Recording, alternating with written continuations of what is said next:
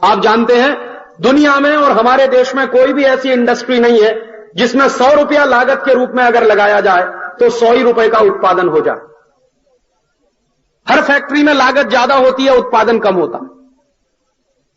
और भारत सरकार के नीति बनाने वाले लोग किस तरह की बेवकूफी की नीतियां बनाते हैं कि वो इंडस्ट्री को महत्वपूर्ण मानते हैं और खेती को उससे कम मानते हैं। और मेरी मान्यता यह है कि खेती से बड़ी इंडस्ट्री पूरी दुनिया में कोई नहीं, खेती से बड़ा उद्योग पूरी दुनिया में कोई नहीं। आप पूछेंगे वो कैसे? किसान एक गेहूं का बीज डालता है और उस एक गेहूं के बीज के डालने के बाद कम से कम 50-60 गेहूं के दाने लगते हैं जब एक बाल खड़ी होती है। तो एक गेहूं का बीज डाला और उसमें से 50 गेहूं के बीज पैदा किए। बताइए ऐसा कारखाना आपने दुनिया में कहीं देखा? इतना जबरदस्त पूंजी का निर्माण जिस कारखाने में हो सके, ऐसा कारखाना कहीं आपने देखा? मैंने तो जितने कारखाने देखे हैं अपने जीवन में, वहां 100 रुपया डालते हैं तो 70 रुपए का उत्पादन मिलता है, 100 रुपया डालते हैं तो 80 रुपए का उत्पादन मिलता है, 100 रुपया डालते हैं तो 50 रुपए का उत्पादन मिलता है। माने जितनी लागत होती है उससे 50%, 60% ही उत्पादन मिलता है।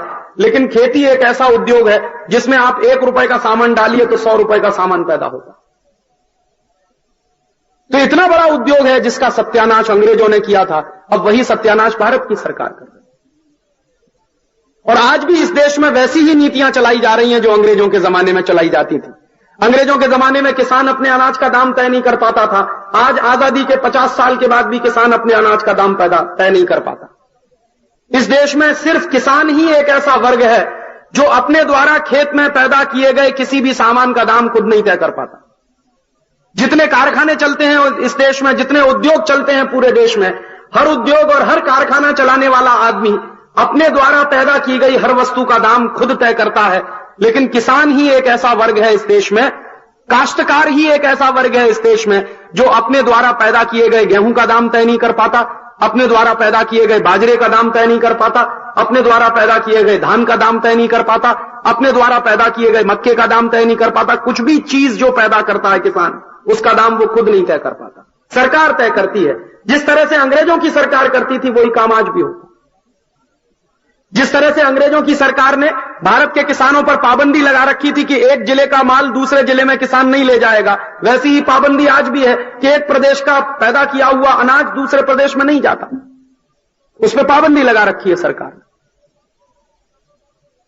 जिस तरह से अंग्रेजों की सरकार किसानों के ऊपर लगान वसूलती थी, टैक्स वसूलती थी, अब उस तरह की चर्चा इस देश में फिर शुरू हो गई है।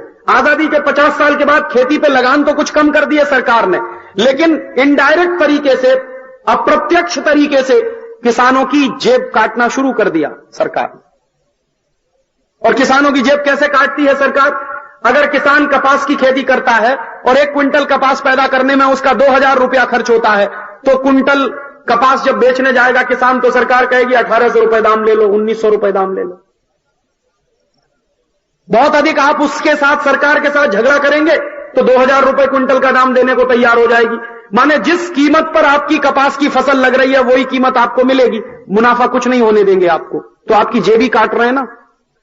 या तो टैक्स लगाकर आपकी जेब काटें, या तो लगान वसूल कर आपकी जेब काटें, या फिर आपके ऊपर पाबंदी लगाकर आपके दाम तय करने की नीति सरकार अपने हाथ में ले ले और आपको मुनाफा नहीं होने दे। तो एक तरह का टैक्स ही है ये किसानों के ऊपर।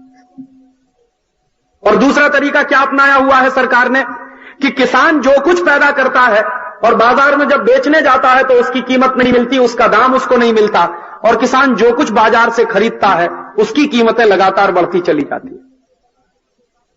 अपने खेती में डालने के लिए फर्टिलाइजर लेता है, खाद लेता है, अपने खेती में डालने के लिए कीटनाशक लेता है, अपने खेती में डालने के लिए बीज लेता है, अपने खेती में और कोई चीज इस्तेमाल करनी हो किसान को जो बाजार से खरीदनी पड़े तो उन सब के दाम तो बढ़ते चले जाते हैं। 100% दाम बढ़ जाएगा, 200% दाम बढ़ जाएगा, 300% बढ़ जाएगा, 400% बढ़ेगा, 500% बढ़ेगा।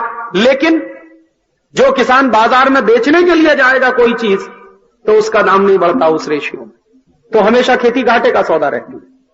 खेती में जो लगाते हैं वो निकलता नहीं, और खेती में जितना लगाते हैं जब निकलता नहीं है तो किसान की खेती घाटे में आ जाती है, और जब घाटे की खेती करना किसान शुरू करता है तो कर्जदार होता है, कहीं ना कहीं से कर्ज लेता है, या तो साहूकार से ले या बैंकों से ले, और कर्जदार हो जाता है जब किसान, तो उसकी हालत और भी दयनीय हो जाती है। इस देश में ऐसी नियम और ऐसी व्यवस्थाएं चलाई गई, और कर्जा लेकर जब किसान खेती करता है तो उसके क्या नतीजे निकलते हैं। पिछले साल आंध्र प्रदेश के 100 किसानों ने जो आत्महत्या की थी, वो सबसे बड़ा उदाहरण इस देश के सामने है। 100 किसानों ने बैंक से कर्जा लेकर कपास की फसल लगाई थी आंध्र प्रदेश में, और उस कपास की फसल को जब किसानों ने लगाया तो उस कपास की फसल पर कीड़ा लग गया, और कपास की फसल पर जब कीड़ा लगा तो कीड़े को मारने के लिए किसान दवा लेकर आए, और दवा अंग्रेजी कंपनी की थी, परदेशी कंपनी की थी। उस दवा को उन्होंने खेत में छिड़का। दवा पर जितने निर्देश लिखे हुए थे सब अंग्रेजी में थे, किसान अंग्रेजी पढ़ना जानते नहीं, तो दवा उन्होंने छिड़क दी खेत में, तो जो कपास की फसल बची हुई थी वो भी पूरी तरह से चौपट हो गई। और जब कपास की फसल पूरी तरह से चौपट हो गई तो किसानों के पास कुछ नहीं बचा जो वो बैंकों को कर्जे के रूप में लिया था उसको वापस कर सके। बैंक वाले आए अपना कर्जा मांगने के लिए, किसानों के पास कुछ नहीं था देने के लिए, तो किसानों ने क्या किया कि जो कपास की फसल का कीड़ा मारने की दवा वो लेकर आए थे, वही दवा उन्होंने खुद पी और सब के सब मर गए। ऐसे किसान आत्महत्या करते हैं जब बैंक के कर्जे में कोई किसान फंसा है तो। और हिंदुस्तान में 45 करोड़ किसान छोटे किसान हैं, जिनके पास 2 बीघा की जमीन है, 3 बीघा की जमीन है, 5 बीघे की जमीन है। ऐसे 45 करोड़ किसान हैं। जरा उनकी आप कल्पना तो करिए कि ये 45 करोड़ किसान आज की परिस्थिति में किस तरह से खेती करते होंगे और किस तरह से कर्जदार बनते होंगे। और इस देश में कभी कभी क्या होता है कि गांव का किसान कोई कर्ज ले लेता है, कर्ज चुकाने की स्थिति में नहीं होता, और कभी कभी वो कर्ज माफ कर दिया जाए तो पूरे देश में हंगामा हो जाता है, और हर साल हजारों करोड़ रुपए का माफ किया जाता है पैसा बड़े बड़े उद्योगों पर, बड़ी बड़ी इंडस्ट्रीज पर। इंडस्ट्रीज बैठ जाती हैं, उद्योग बैठ जाते हैं, उनके पैसे डूब जाते हैं और बैंक वाले कुछ नहीं कर पाते। और जब किसान के कर्जे की माफी की बात आती है तो हंगामा कर देते हैं पूरे देश में। ऐसी व्यवस्था आज भी चल रही है इस देश में। किसानों की जमीनें छीनी जा रही हैं, उनकी पैदा की गई फसल के दाम तय करने का अधिकार उनको नहीं मिल पाया है। जो कुछ खेत में लगाने के लिए वो बाजार से खरीदते हैं, सबके दाम बढ़ते चले जा रहे हैं। किसान जो कुछ पैदा करता है उसका दाम उसको नहीं मिल रहा है। बिजली का दाम बढ़ा दिया, पानी का दाम बढ़ा दिया, खाद का दाम बढ़ा दिया। जो सब्सिडी मिल सकती थी थोड़ी बहुत किसानों को गेट करार के बाद, वो भी पूरी तरह से खत्म होती चली जा रही है। इस तरह से लगातार बर्बादी के रास्ते पर ही है। जिस तरह से बर्बादी अंग्रेजों के जमाने में किसानों की आई थी, वही बर्बादी अब आजादी के 50 साल के बाद भी है।